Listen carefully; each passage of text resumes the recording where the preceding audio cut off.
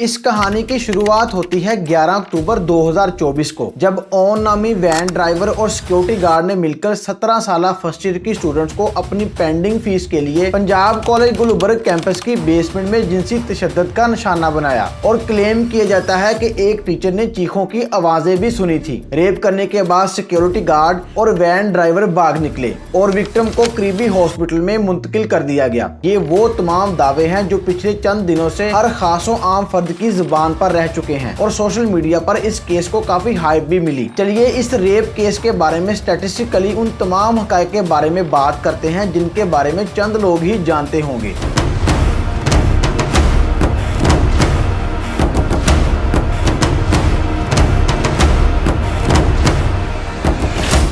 कई दहाइयों की स्ट्रगल और डेवलपमेंट के बावजूद हम इंसान एक बेहतर और महफूज दुनिया बनाने में नाकाम रहे हैं, क्योंकि वुमन के खिलाफ rape cases, kidnappings, honour killings और ह्यूमन ट्रैफिकिंग के केसेस दिन ब दिन बढ़ते ही चले जा रहे हैं। जिसकी हाल ही में एक मिसाल हमारे पड़ोसी मुल्क इंडिया में डॉक्टर मुमिता के साथ जिनसी तशद्दुद करके कत्ल करने से हमारे सामने आई। और अब पाकिस्तान के मशहूर पंजाब ग्रुप ऑफ कॉलेजेस में एक मासूम और कम उम्र स्टूडेंट्स के साथ यही अमल दोहराया गया। लास्ट वीक सोशल मीडिया पर ये न्यूज आग की तरह फैल रही थी कि लाहौर में पंजाब कॉलेज के एक कैंपस में फ्राइडे की सुबह फर्स्ट ईयर क्लास की फीमेल स्टूडेंट्स का मुबैना तौर पर जिनसी इस्तेहसाल किया गया है। और कुछ दिनों बाद वो स्टूडेंट ज़हनी दबाव और इंजरीज के सबब इस दुनिया से भी चल बसी। जिसके बाद स्टूडेंट की तरफ से पंजाब कॉलेज के बाहर प्रोटेस्ट किए गए ताकि मेन कल्प्रिट को सजा दी जाए और इबरत का निशान बनाया जाए। जिसके बाद हायर अथॉरिटीज की तरफ से इस केस को फौरी तौर पर हल करके कल्प्रिट को सजा देने के प्रोमिस किए गए। ताहम इसी दौरान DIG फैसल कामरान ने कहा कि हमारे पास फर्स्ट हैंड इंफॉर्मेशन के मुताबिक इस तरह का कोई इंसिडेंट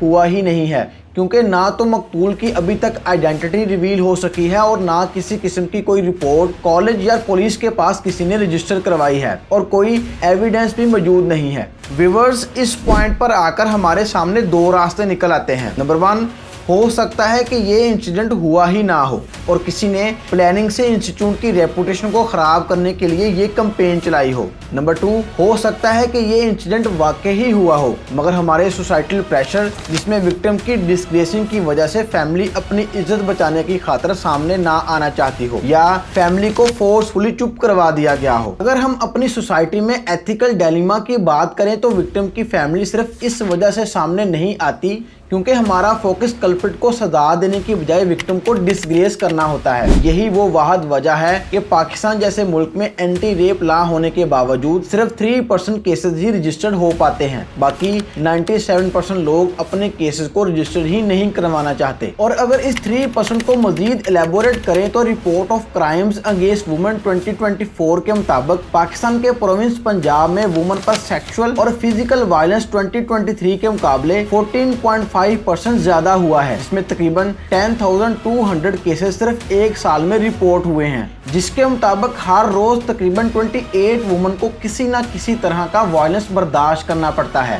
और 2023 में रिपोर्टेड केसेस के मुताबिक हर 45 मिनट में एक वुमन का रेप किया गया था। और अगर पंजाब कॉलेज केस को फेक और प्रोपोगेंडा भी माने तो जिस तरह कॉलेज की तरफ से स्टूडेंट्स को टॉर्चर और फोर्सफुली साइलेंस करने की कोशिश की गई, कोई भी इस केस को फेक मानने को तैयार ही नहीं है। और रही सही कसर पंजाब पुलिस की तरफ से पूरी कर दी गई। स्टूडेंट्स की तरफ से प्रोटेस्ट का लाठीचार्ज, टीयर गैस और रबर बुलेट से सामना किया गया और ये भी किसी तरह अमन का रास्ता नहीं हो सकता। मुल्क गिर एहतजाज के दौरान तकरीबन 250 प्रोटेस्टर को अरेस्ट किया गया है